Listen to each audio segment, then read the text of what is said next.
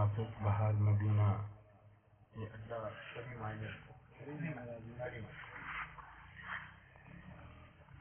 اس ادارے میں آج اس رسالے فضیلت کے موقع پر ہم یہاں حاضر ہیں اور جن جن طلباء کو رسالے فضیلت سے نوازا گیا ہے میں سمجھتا ہوں کہ یہ ان کے لیے اور ان کے اہل خانہ کے لیے ان کے والدین کے لیے یہ انتہائی خوشی اور مسرت کا دن ہے۔ سبحان اللہ۔ دیکھیے قرآن مجید کا ایک حرف پڑھنے کا ثواب وہ 10 نیکیوں کے برابر ہے۔ سبحان اللہ۔ تو جس کے دل میں قرآن مجید محفوظ ہو جائے تو ذرا سوچئے اس کا مقام کیا ہوگا اور اس کی فضیلت کیا ہوگی۔ سبحان اللہ۔ اور میں تو یہ عرض کروں گا کہ یہ سلسلہ یہ آگے یہ علم کا تدریس کا چلتے رہنا چاہیے۔ جن بچوں نے حفظ کیا ہے ان کی خدمت میں یہی عرض کروں گا کہ دین کے علم کے حصول میں یہ اب آگے لگے رہیں۔ آگے جو بھی کوئی ڈگری کریں یا درس نظامی کریں یا کوئی کورس کریں کسی بھی شکل میں کسی بھی صورت میں یہ دین کا علم جو ہے اس کا حاصل کرنا ہمارے لیے لازمی ہے۔ دیکھیے علم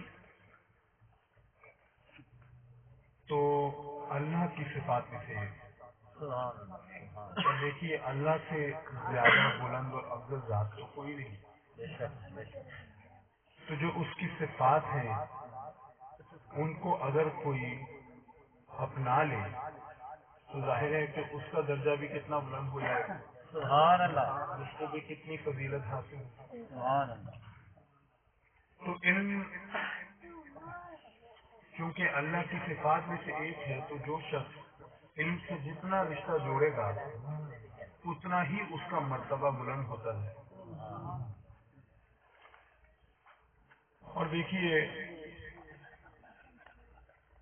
یہ کسی عالم دین کے اگر مقام کو سمجھنا ہے تو اس کے لیے ایک یہ مثال دیکھ لیجیے کہ دیکھیے شہید کا مرتبہ تو ہم جانتے ہیں کہ بہت بلند ہے، کیونکہ یہاں تک کہ حضور نے خود شہادت کے شوق کا اظہار فرمایا، خود فرمایا کہ میرا دل چاہتا ہے کہ اللہ کی راہ میں شہید کر دیا جاؤں اور پھر زندہ کیا جاؤں، پھر شہید کیا جاؤں، پھر زندہ کیا جاؤں۔ اللہ۔ تو شہید کا جو مقام ہے اسے تو ہم سب واقف ہیں، لیکن حضور یہ فرماتے ہیں کہ قیامت کے روز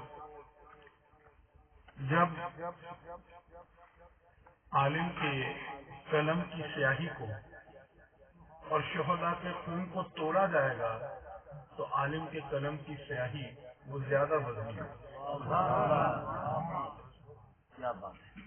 اسی طرح دیکھیے اگر کوئی شخص بڑا عابد ہے، زاہد ہے، بڑا نیک ہے، وہ ساری رات جاگتا ہے، وہ عبادت کرتا ہے، ریاضت کرتا ہے، وہ رب کی بارگاہ میں سجدے کرتا ہے، اس کی چوکھٹ پر ماتھا رگڑتا ہے، یہ سب کچھ کر لے لیکن اس کا رتبہ اس کا مرتبہ وہ کبھی بھی عالم دین کے برابر نہیں ہے۔ دیکھیے اس کی وجہ تو یہ ہے کہ کوئی عابد ہے، کوئی زاہد ہے، بھلے ساری رات عبادت کرتا ہے، بھلے بہت نیک ہے، لیکن اس کی جو عبادت ہے، اس کی جو ریاضت ہے، اس کی جو سجدے ہیں، نمازیں ہیں، اس کا فائدہ تو صرف اسی کی ذات کو ہے۔ لیکن عالم دین جب علم حاصل کرتا ہے پھر اس کی تبلیغ کرتا ہے، وہ تدریس کا ایک سلسلہ شروع کرتا ہے تو اس سے فائدہ تو تمام مخلوق کو ہوتا ہے۔ سبحان اللہ۔ اور حضور کی حدیث بھی موجود ہے کہ ایک عالم کو عابد پر ایسے فضیلت حاصل ہے جیسے 14ویں کی رات میں چاند کو ستاروں پر ہوتی ہے۔ سبحان اللہ۔ سبحان اللہ۔ اور حضور کی حدیث بھی موجود ہے کہ اگر کوئی شخص اس کو موت ہو جائے اور ایسے حال میں کہ وہ اس نیت سے کہ اسلام کو زندہ رکھنا ہے، اگر وہ دین کا علم حاصل کر رہا ہے تو ایسے میں وہ شخص جنت میں جاتا ہے اور اس کا انبیاء سے ایک درجہ نکلا، یعنی اس عالم دین اور انبیاء کے مرتبے میں، درجے میں صرف یہ ایک درجے کا فرق ہے۔ اور دیکھیے اگر ہم انبیاء کرام کو دیکھیے تو کم و بیش 1,24,000 انبیاء کرام اللہ نے بھیجے، ان میں تقریباً 313 رسول تھے، ان کا مرتبہ، ان کی فضیلت دیگر انبیاء کرام سے بڑھ کر ہے۔ اور اس کی آخر کیا وجہ ہے؟ تو دیکھیں وہ اس کی وجہ یہ ہے کہ اللہ نے ان کو شریعت عطا فرمائی، شریعت کے علم کے ساتھ بھیجا، اس علم کی وجہ سے دیگر انبیاء کرام پر فضیلت پائی۔ پھر اگر ان رسولوں میں دیکھیے تو 4 ایسے رسول ہیں جن کا مرتبہ دیگر رسولوں سے بھی بلند ہے۔ سبحان اللہ۔ اس کی وجہ کیا ہے کہ اللہ نے ان کو اہل کتاب بنا کر بھیجا اور اپنی کتاب کی صورت میں ان کو علم عطا فرمایا۔ اور اگر ان 4 رسولوں میں دیکھیں تو ان میں بھی سب سے بلند رتبہ وہ ہمارے آقا کریم کا ہے۔ سبحان اللہ۔ سب سے بلند رتبہ کیوں ہے؟ سبحان اللہ۔ کیونکہ انہیں اللہ رب العزت نے قرآن مجید عطا فرمایا، سبحان اللہ۔ جس میں ازل سے لے کے ابد تک کے تمام راز محفوظ ہیں، ازل سے لے کے ابد تک کا تمام علوم میں محفوظ ہیں۔ حضرات محترم، یہاں پر ایک بات سمجھنے کی یہ ہے کہ دیکھیے ایک عابد ہے اور زاہد ہے، یقیناً عبادت کرتا ہے، انتہائی نیک انسان ہے۔ عالم کو اس پر جو ایک فضیلت حاصل ہے وہ یہ ہے کہ عالم شیطان کے ہتھ کنڈوں سے واقف ہے۔ عالم دین یہ جانتا ہے کہ شیطان وہ کس کس طرح سے دلوں میں وسوسے پیدا کرتا ہے اور کس کس طرح سے وہ بہکانے اور بھٹکانے کی کوشش کرتا ہے۔ تو چونکہ ایک عالم دین وہ شیطان کے ہتھ کنڈوں سے واقف ہے تو ان کا توڑ بھی کر سکتا ہے، لیکن وہ عابد راہب وہ یقیناً وہ اپنی طرف سے تو عبادت ریاضت میں وہ مصروف ہے، لیکن اس کو پتہ بھی نہیں چلے گا کہ وہ بہک چکا، بھٹک چکا اور شیطان کے ہتھ کنڈوں کا شکار ہو چکا ہے۔ اور ذرا اس بارے میں بھی سوچیے کہ یہ فضیلت تو بتائی گئی ایک عالم کی، ایک عابد کا، ذرا سوچیے کہ عالم کی ایک عام انسان کے مقابلے میں کیا فضیلت ہے، کیا رتبہ ہے۔ دیکھیے اس میں ایک چیز بہت اہم ہے، وہ ہے ہماری نیت۔ ہم چاہے درس نظامی میں ہم ایڈمیشن لیں، چاہے ہم حافظ قرآن بنیں، جس قسم کے بھی ہم کورس کریں، یہ نیت جو ہے اس سے بڑا فرق پڑتا ہے۔ کیا نیت وہ اسلام کو زندگی بخشنا ہے، وہ دین کی خدمت کرنا ہے، یا کوئی اور معاملہ ہے، یا معاشرے میں عزت کمانے کے لیے کیا جا رہا ہے؟ دیکھیے قیامت کے روز ایک عالم دین کو جب رب کی بارگاہ میں پیش کیا جائے گا تو اللہ رب العزت پہلے تو اپنی نعمتیں گنوائے گا، تمہیں اس نعمت سے نوازا۔ پھر جب وہ عالم دین اعتراف بھی کرے گا تو رب پوچھے گا اچھا یہ بتا ان کا شکر کیسے ادا کیا؟ تو عرض کرے گا مولا ساری عمر تیری دین کی خدمت کی، تیرے نام کا چرچا کیا، دنیا کے کونے کونے تک تیرا نام پھیلایا، پتہ نہیں کتنوں کو تیرے نام کا کلمہ پڑھایا اور ساری عمر اسی طرح دین کی خدمت میں گزار دی۔ تو رب فرمائے گا تو جھوٹ بولتا ہے، تو نے یہ سب میری رضا کی خاطر تو نہیں کیا تھا، بھائی تو نے تو اس لیے کیا تھا کہ تیرے علم کے چرچے ہوں، لوگ تیری تعریف کیا کریں، تیری تقریریں سن کے واہ واہ کیا کریں۔ اور جناب وہ دنیاوی مقاصد کے لیے تمہیں کہ لوگ تیرے پاس آیا کرے، تیرا اثر و رسوخ ہوا کرے. جس طرح آج کل آپ دیکھ لیں بہت سے علماء کرام، ان کا بڑا وہ سیاسی اثر رسوخ بھی ہوتا ہے، بڑے بڑے لوگ ان کے پاس آتے ہیں اور جناب وہ نذرانوں کا بڑا سلسلہ چل رہا ہوتا ہے. تو بھائی اگر تو نے یہ دین کا علم حاصل کیا، یہ تبلیغ کی، تدریس کی، تو میری رضا کی خاطر تو نہ کی. بھائی جو تو نے مانگا، جو تو چاہتا تھا وہ تو ہم نے تجھے دے دیا. تجھے عزت بھی ملی، تجھے شہرت بھی ملی، تیرے نام کا چرچا بھی ہوا، تجھے مال بھی ملا، تجھے پیسہ بھی ملا. تو بتا مجھ سے کیا چاہتا ہے؟ تو پھر حکم ہوگا کہ اس کو منہ کے بل گھسیٹ کر لیتے جایا جائے اور اسی طرح منہ کے بل اس کو جہنم میں ڈال دیا. حضرات محترم، ہمیں کسی عمل سے پہلے اپنی نیت پر ضرور غور کر لینا چاہیے. اور دیکھیے، ایک شخص وہ عالم بھی ہو، وہ عابد بھی ہو، وہ زاہد بھی ہو اور مخلص بھی ہو، نیت بھی اچھی ہو، خلوص بھی ہو، لیکن اگر عقیدہ درست نہ ہوا تب بھی کوئی فائدہ نہیں. کیا بات ہے. عقیدے کا درست ہونا یہ بھی بہت اہم ہے. دیکھیے، ہم ابھی بات کر رہے تھے کہ عالم کا کیا مقام ہو، کیا رتبہ ہو، اور قیامت کے روز انبیاء سے صرف ایک درجے کا فرق ہوتا ہے. ہم نے بتایا کہ عابد صاحب سے اس کا کتنا مرتبہ رتبہ بلند ہوتا ہے. ہم نے بتایا کہ ایک عالم اس کا شہید سے بھی بڑھ کے رتبہ ہوتا ہے. لیکن حضور کا اپنا بھی ارشاد ہے کہ جو شخص کوئی تب تک مومن نہیں ہو سکتا کہ جب تک اپنی جان سے، اپنی اولاد سے، اپنے ماں باپ سے، دنیا کی ہر شے اور ہر شخص سے زیادہ مجھ سے محبت نہ کرے. جب تک ہر شے سے، ہر شخص سے زیادہ مجھے عزیز نہ رکھ لے تب تک وہ شخص مومن ہی نہیں ہوتا. تو حضرات محترم بڑے عابد ہو گئے، بڑے زاہد ہو گئے، بہت عالم ہو گئے، بڑے کورس کر لیے، بڑی ڈگریاں کر لی، لیکن اگر حضور کی غلامی نہ کی، اگر حضور سے محبت نہ کی تو ایمان سے ہی محروم ہے. حضرات محترم، جب تک حضور کی محبت دل میں نہ ہو تب تک نہ علم کا فائدہ، نہ عبادت کا فائدہ، نہ ریاضت کا فائدہ، نہ نمازوں کا فائدہ، نہ روزوں کا فائدہ. اور یہ بھی عرض کرتا جاؤں کہ صرف اللہ سے، صرف حضور سے محبت اور غلامی کی بات نہیں، بلکہ ہم تو یہ کہتے ہیں کہ جو حضور کے اہل بیت ہیں، یا حضور کے جو پیارے ہیں، جو حضور کے اصحاب ہیں، جو حضور کے دوست ہیں، ان سے محبت کرنا، ان کی غلامی کرنا وہ بھی لازم ہے.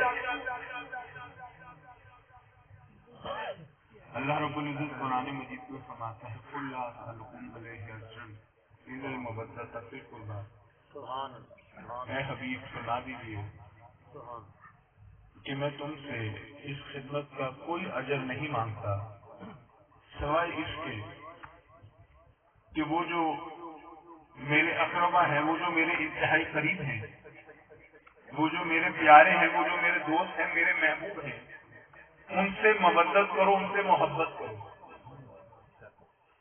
اچھا دیکھیے، ایک تو بات یہ ہے کہ اگر کوئی کسی کے ساتھ نیکی کرے، کسی کے ساتھ بھلائی سے پیش آئے، کسی کے اوپر احسان کرے اور اپنی اس نیکی اور بھلائی کے بدلے اگر کچھ مانگ لے، کوئی اجر مانگ لے، تو اس میں کوئی بری بات تو نہیں ہے.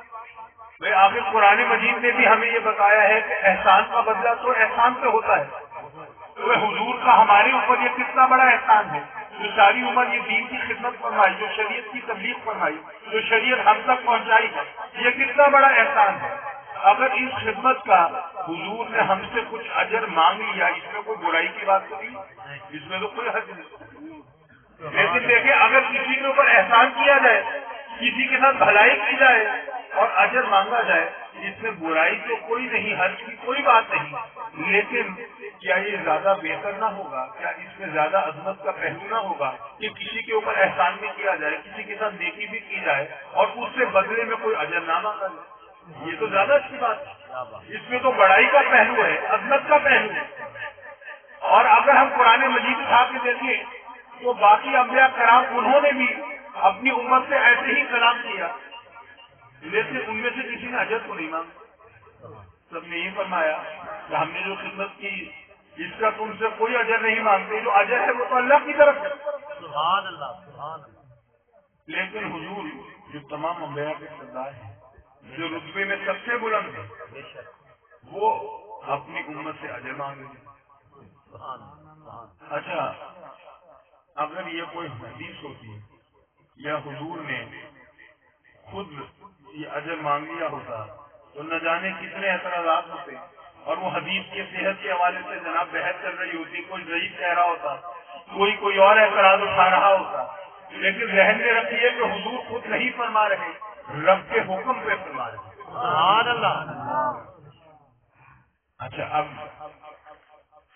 جو خدمت فرمائی اس کا اجر مانگ رہے ہیں، اور اجر بھی کیا مانگ رہے ہیں کہ جو میرے پیارے ہیں، جو میرے اقربا ہیں، جو میرے دوست ہیں، میرے محبوب ہیں، میرے گھر والے ہیں، ان سے محبت کرو۔ سبحان اللہ۔ یہ بھی عجیب بات ہے، ان سے محبت کرو۔ بھائی یہ تو اقربا پروری میں معلوم ہوتی ہے نا، یہ اپنوں کو نوازا جا رہا ہے۔ دیکھیے پہلے تو اس بات کو سمجھیے کہ مودت کے معنی کیا ہے۔ ویسے تو مودت اگر آپ لغت اٹھا کے دیکھیں گے تو محبت یہ کے معنی ہے، محبت کو کہتے ہیں، لیکن جو یہاں علماء موجود ہیں وہ آپ کو بتائیں گے کہ مودت وہ یوں کہہ لیجیے کہ محبت کا ایک اگلا درجہ، یعنی مودت اس نسبت کو، اس رشتے کو، اس محبت کو کہا جاتا ہے کہ جس کے بغیر چارہ نہ ہو، جس کے بغیر گزارا نہ ہو، لازم ملزوم کا رشتہ بن جائے تو اس کو مودت کہتے ہیں۔ بھائی مثال کے طور پہ مچھلی کو پانی سے مودت، بھائی مچھلی کیا پانی کے بغیر زندہ رہ سکتی ہے؟ نہیں رہ سکتی، تو پانی کے بغیر اس کا چارہ ہے، گزارا ہے نہیں، بقا ہے نہیں۔ تو جس کے بغیر بقا نہ ہو، جہاں پہ لازم ملزوم کا رشتہ ہو، تو ایسی محبت کو، ایسی نسبت کو، ایسے رشتے کو مودت کہا جاتا ہے۔ تو گویا حضور یہ فرما رہے ہیں کہ جو میرے پیارے ہیں، جو میرے اہل بیت ہیں، وہ جو میرے دوست ہیں، جو میرے ساتھ ہیں، وہ جو میرے محبوب ہیں، ان سے مودت کرو، یعنی کہ ان کا دامن تھام لو، ان سے جڑتے رہو، ان کے بغیر بقا نہیں ہے، ان کے بغیر چارہ ممکن نہیں ہے۔ سبحان اللہ۔ اللہ سے محترم دیکھیے، بات کو اس مثال سے سمجھیے، کبھی کبھار کچھ دیا جاتا ہے کچھ لینے کے لیے، اور کچھ لیا جاتا ہے کچھ دینے کے لیے۔ سبحان اللہ۔ مثال کے طور پر ہمارے مرشد اگر وہ ہمارے گھر تشریف لاتے ہیں تو یہ قدرتی بات ہے، ہم ان کے سامنے کوئی پھل فروٹ پیش کرتے ہیں، کوئی کھانا پیش کرتے ہیں، کوئی چائے رکھتے ہیں، یا کوئی نذرانہ پیش کرتے ہیں، بھائی کسی نہ کسی صورت میں خدمت کرتے ہیں۔ سبحان اللہ۔ تو بظاہر کہنے کو تو ہم دے رہے ہیں، لیکن حقیقت میں کچھ لے رہے ہیں۔ سبحان اللہ۔ نعرہ تکبیر، نعرہ رسالہ، نعرہ حیدری، فیضان مرشد کریم حضور غزالی زمان، دیگر گوشے حضور غزالی زمان۔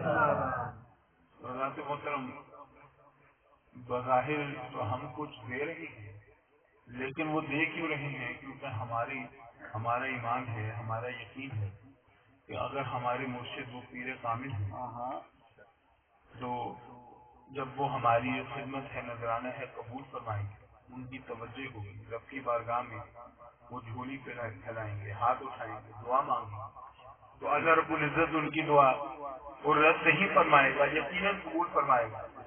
تو کام تو ہمارا بنے گا، بگڑی تو ہماری بنے، بیڑا تو ہمارا پار ہو۔ تو کہنے کو تو دیتے ہیں، حقیقت میں کچھ لیتے ہیں۔ تو حضرات محترم، یہاں پہ بظاہر ہم حضور ہم سے کچھ مانگ رہے ہیں، ہم سے کچھ لے رہے ہیں، بظاہر تو ہم دے رہے ہیں، حقیقت میں کچھ لینے سے، حقیقت میں حضور لے نہیں رہے بلکہ کچھ دے رہے ہیں، اور دے کیا رہے ہیں؟ جیسے کہ عرض کی محبت ایسی محبت کا نام ہے، ایسی نسبت کا نام ہے جس میں لازم ملزوم کا رشتہ ہو، جس کے بغیر بقا نہ ہو، جس کے بغیر چارہ نہ ہو.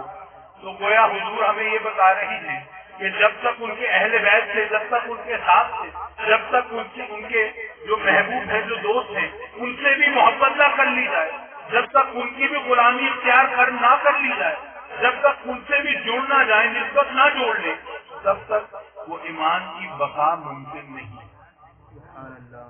تب تک ایمان کی بقا ممکن نہیں ہے. حضرات محترم، اسی حوالے سے اگر وہ ہم حدیث یاد کریں، حضور فرماتے ہیں کہ میرے اہل بیت کی مثال وہ حضرت نوح علیہ السلام کی کشتی کی طرح، سبحان اللہ، کہ جو اس میں سوار ہو گیا وہ بچ گیا، اور جو پیچھے رہ گیا وہ ہلاک. حضرات محترم، ہمیں یہ بات ذہن میں رکھنی چاہیے کہ صرف حضور کی نہیں بلکہ جن سے حضور نے محبت فرمائی ہمیں ان کی بھی غلامی کرنی. سبحان اللہ.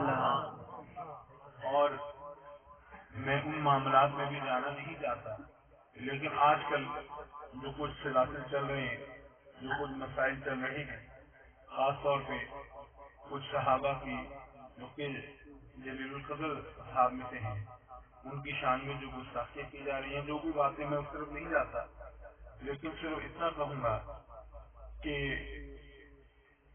جو حضور کے محبوب ہیں، جو حضور کے دوست ہیں، جب تک ان کا دامن نہ تھام لیں ہمارا بیڑا پار نہیں ہوتا.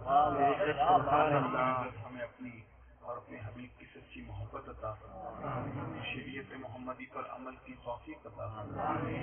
اور یہاں پہ جتنے بھی حفاظ کرام ہیں ان سے میں یہی خدمت میں گزارش پیش کروں گا ان کی کہ دیکھیے قرآن اب آپ کے سینے میں تو محفوظ ہو گیا ہے، اب آپ کو یہ کرنا ہے کہ اپنے عمل میں بھی اس کو ظاہر کرنا ہے، آپ کے کردار میں بھی اس کی جھلک دکھائی دینی چاہیے.